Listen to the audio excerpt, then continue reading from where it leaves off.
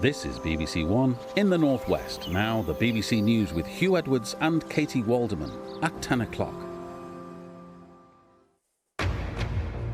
Tonight at 10, almost 200,000 operations and appointments cancelled. That's the impact of last week's strike by junior doctors in England. What do we want? Fair pay! When do we want it? Now! It's the highest number of cancellations so far in the current pay dispute. Those affected included people waiting for operations and other treatments, as well as scans and follow-up appointments. NHS bosses are increasingly concerned about further industrial action, with a planned walkout by nurses over the bank holiday weekend in early May. I think we feel very much like we're getting to the edge of our ability to continue to delivering care during these circumstances.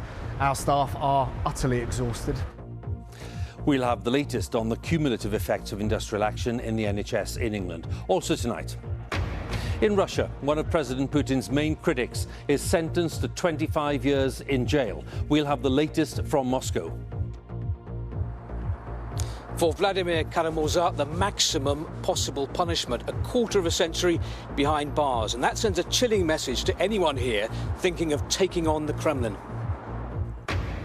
Prime Minister under investigation after allegations of a possible failure to declare his wife's financial interest in a business that could benefit from government policy. The UN calls for an immediate ceasefire in Sudan, where a power struggle between two military leaders has led to days of intense fighting. And the rise of the low traffic neighbourhood in England. We report on the heated local debates for and against. And in the Northwest, the trial of a nurse who's accused of murdering 7 babies hears details about notes found at her home and calls to scrap the region's smart motorways as the government says no more will be built.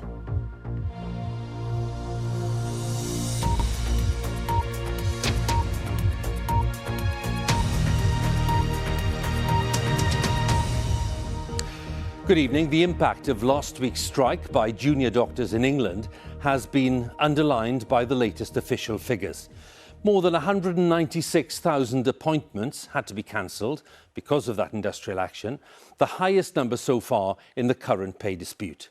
Those affected included people waiting for operations and other treatments, as well as scans and follow-up appointments.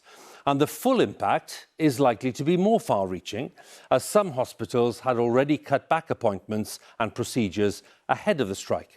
Now, NHS bosses are increasingly concerned about further industrial action, with a planned walkout by nurses over the bank holiday weekend in early May. Our health editor, Huw has the latest details.